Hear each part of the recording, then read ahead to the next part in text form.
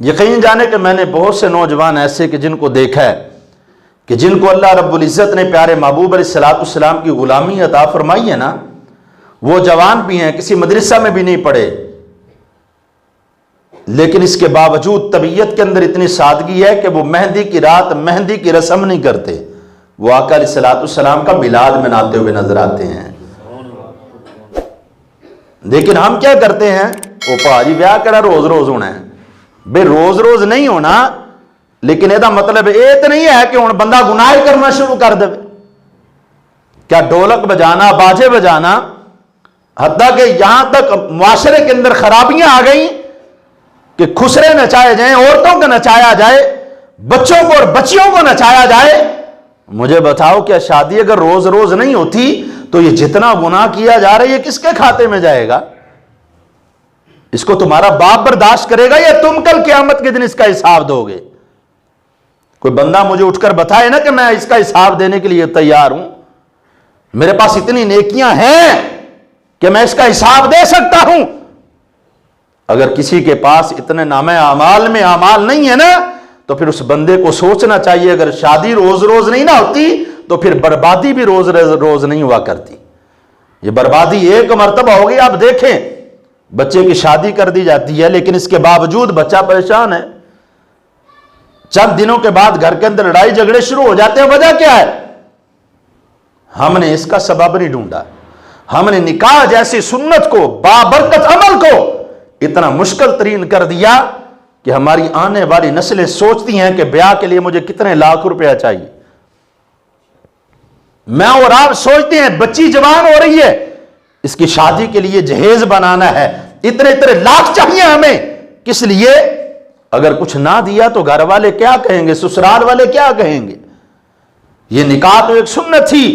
حضور نبی اکرم صلی اللہ علیہ وسلم نے مولا کائنات حضرت سیدنا علی المرتضیٰ شیر خدا رضی اللہ تعالیٰ سے فرمایا علی تم میری بیٹی کے ساتھ شادی کے لیے تیار ہو؟ عرض کیا ہاں یا رسول اللہ تیار ہوں۔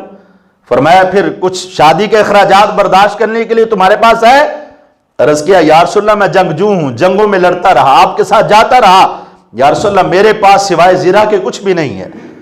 آقا علیہ السلام نے فرمایا پیارے علی اس کو فروخت کر دو، جو اس سے رقم آئے، جو پیسے آئیں اپنی شادی کے انتظام انصرام کرو۔ آپ نکلے بازار میں زیرہ لے کر، رستے میں حضرت سیدنا عثمان غنی رضی اللہ تعالیٰ سے ملاقات ہوئی۔ حضرت عثمان غنی نے پوچھا علی کدھر جا رہے ہو؟ عرض کیا کہ میں یہ زیرہ فروخت کرنے کے لیے جا رہا ہوں۔ حضرت عثمان غنی رضی اللہ تعالیٰ نے کیا فرمایا علی اگر میں خریدار بن جاؤں، اگر آپ سے میں یہ زیرہ خرید لوں، تو کہنے لگے اے عثمان اس سے اچھی کیا بات ہوگی؟ تو کہا پھر لاؤ یہ زیرہ مجھے دے دو۔ آپ نے 400 درہم حضرت سیدنا علی المرتضیٰ کو پیش کر دیے اور زیرہ خود رکھ لی۔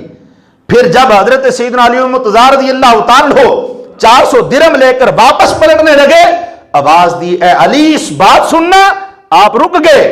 فرمایا پیارے علی یہ زیرہ میں نے تم سے خریدی ہے، میں اس کا خریدار بن گیا، میں نے اس کی رقم تمہیں دے دی، تم لے کر واپس پلٹ پڑے، تمہاری شادی ہے لہذا یہ زیرہ میری طرف سے تحفہ رکھ لو۔ اے پیارے علی تم جنگجو ہو، تم جنگ کرتے ہو، لہذا یہ زیرہ میری طرف سے تحفہ رکھ لو، یہ میری طرف سے شادی کا تحفہ، اس کو قبول کرنا۔ حضرت سیدنا علی المرتضیٰ خوشی خوشی گھر واپس پلٹے، 400 درہم بھی پاس آ گئے۔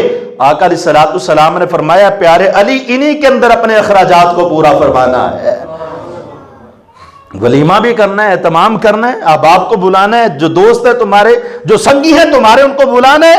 اور جب اپنی بیٹی کو رخصت کیا، آقا علیہ السلام نے کیا کیا؟ آقا علیہ السلام نے ایک چادر عنایت فرمائی، ایک مشکیزہ دیا اور ایک سرہانہ ازخر کے جو ہے وہ گھاس سے بھرا ہوا آقا علیہ السلام نے حضرت فاطمہ کو جہیز کی صورت کے اندر دیا۔ رخصتی کے وقت عطا فرمایا تو نہ حضرت علی نے اعتراض کیا، نہ کسی اور صحابی نے اعتراض کیا، نہ کسی برادری اور قبیلے والے نے اعتراض کیا۔ کس لیے؟ کہ محمد عربی کے غلاموں یہ بات سن لینا، آقا علیہ السلام ان غلط رسومات کا خاتمہ فرمانے کے لیے آئے تھے، ان کی بنیاد رکھنے کے لیے نہیں تھے آئے۔ اگر تم محمد عربی کے سچے غلام ہو، جو بیٹی کے ساتھ تمہیں جتنا دے خوشی کے ساتھ قبول کر لینا، یہ تمہارا کام ہے۔ کس لیے؟ یہ درس کسی اور نے نہیں بلکہ آمنہ کے لال نے عطا فرمایا ہے۔ تو اس لیے اپنی طبیعت کے اندر اس اعتبار سے سادگی پیدا کریں۔ یہ باتیں کرنا آسان ہے لیکن ان کو اپنا کر دیکھیں۔ اگر استطاعت ہے تو اپنی بیٹی کو دیں، اس کی ضروریات کو مد نظر رکھتے ہوئے دیں، اس کے اندر کوئی قباحت نہیں ہے، لیکن کسی کو مجبور کر کے کسی سے جہیز لینا یہ جائز نہیں ہے۔ اگر کسی باپ کے پاس وسائل ہے، کروڑوں پتی ہے، لاکھوں روپیہ اس کے پاس، اگر وہ چند لاکھ بیٹی پر خرچ کرتا ہے تو اس کے اندر قباحت نہیں ہے۔ لیکن اگر بندہ پہلے سے مقروض ہے، اس کو کہا جائے تمہاری بیٹی سے شادی تب کروں گا جب اس کے پاس جہیز ہوگا، یہ چیز ہوگی، وہ چیز ہوگی، یہ ڈیمانڈ کرنا جائز نہیں ہے۔ اگر کوئی باپ اپنی خوشی سے دیتا ہے تو وہ دے سکتا ہے، اس کے اندر ممانعت نہیں ہے۔ یہ نہیں کہ آقا علیہ السلام کے پاس کچھ دینے کے لیے نہیں تھا، آقا علیہ السلام چاہتے تو کائنات کی ہر چیز دے کر بیٹی کو گھر سے رخصت کر سکتے تھے، لیکن آقا علیہ السلام نے یہاں پر درس میرے اور آپ کے لیے چھوڑا۔ اگر ایک وقت کچھ نہیں ہے تو بیٹی کو رخصت کرتے وقت مقروض نہ ہو جانا، قرضے کے بوجھ کے نیچے نہ دب جانا۔ باپ بوڑھا پہلے ہی کمزور ہو چکا، اس کو مزید اس کی کمر جو ہے وہ قرض کے بوجھ سے نہ توڑ دینا، بلکہ جو کچھ خوشی دے دے اس کو قبول کر لینا، کیونکہ جو سب سے بڑی نعمت تمہیں دے رہا ہے، سب سے بڑی اپنی دولت تمہیں دے رہا ہے، وہ بیٹی کے صورت کے اندر ہے کہ جس کو وہ اپنے جگر کا ٹکڑا کہتا ہے، جس سے سب سے زیادہ پیار کرتا ہے۔ جب وہ بیٹی تمہارے نام کر رہے، کائنات کی چیزیں کیا معنی رکھتی ہیں؟ تو لہٰذا اس کی بیٹی کو خوشی کے ساتھ قبول کر لینا۔